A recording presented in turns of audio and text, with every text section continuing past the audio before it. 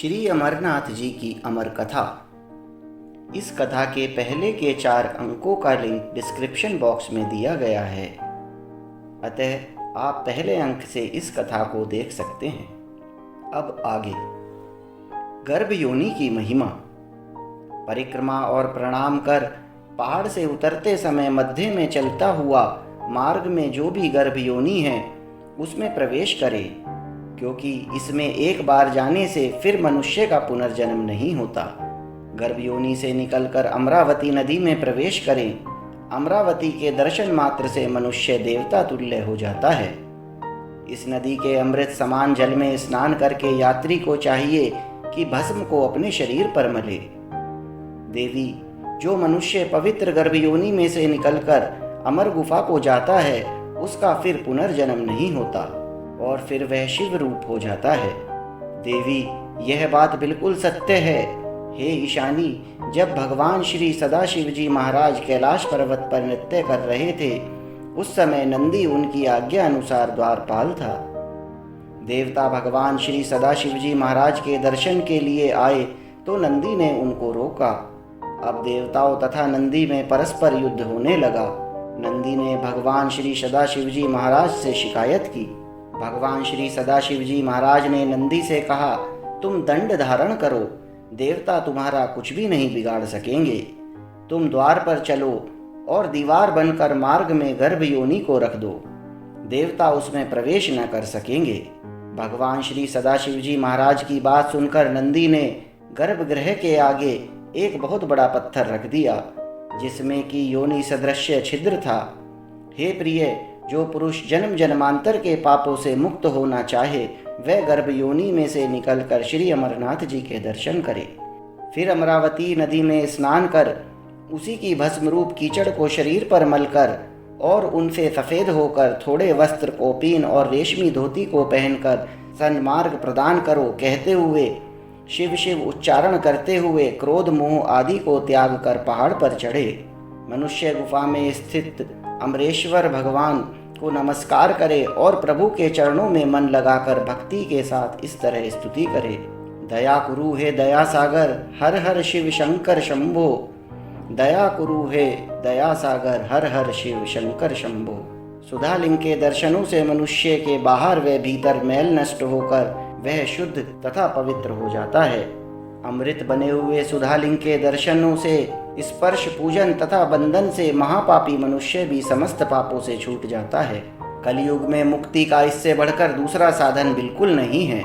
जेहलम नदी में 6 स्नान और श्री अमरनाथ जी की यात्रा में 30 स्नान हैं।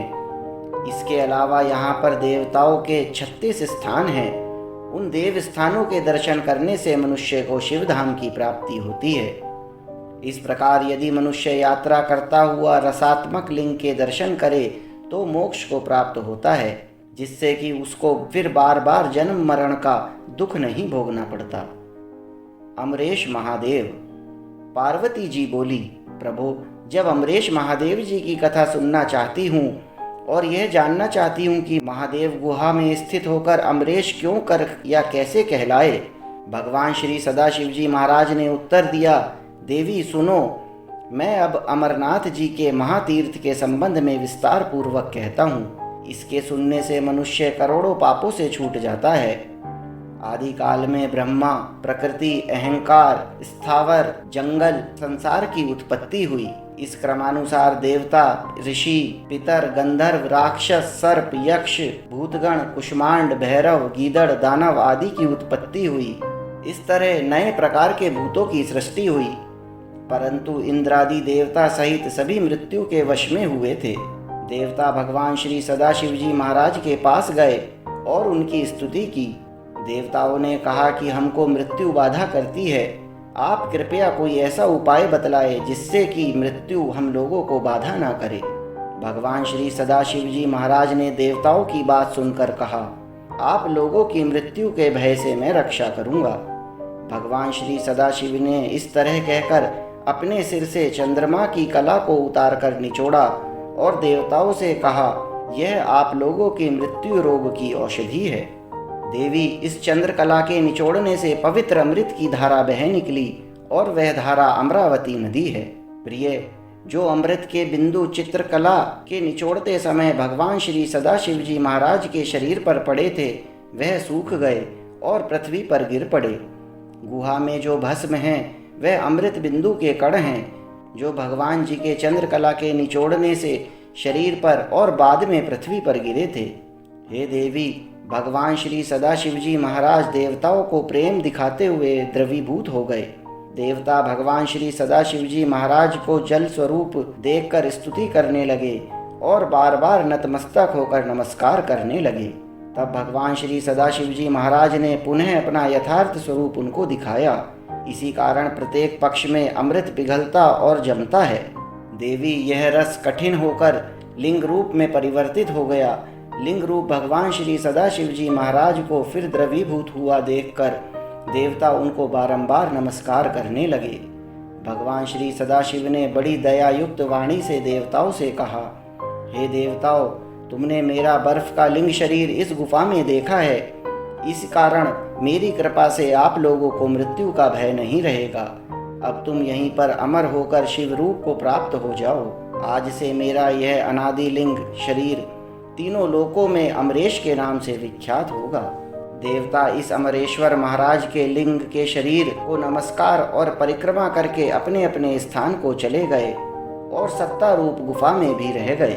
हे देवी, भगवान सदाशिव देवताओं को ऐसा वर देकर उस दिन से लीन होकर गुफा में रहने लगे।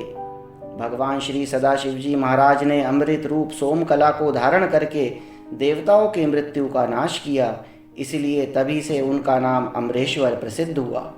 हे महेश्वरी, गर्भपात करने वाला, गुरु की शैया पर आरूढ़ होने वाला, मदिरा पीने वाला, स्वर्ण चुराने वाला, गौ हत्या करने वाला, ब्रह्म हत्या आदि करने वाला यदि श्री अमरनाथ जी के रसमय लिंग शरीर का दर्शन करे, वह उसी क्षण समस्त पापों से मुक्त हो जाता है।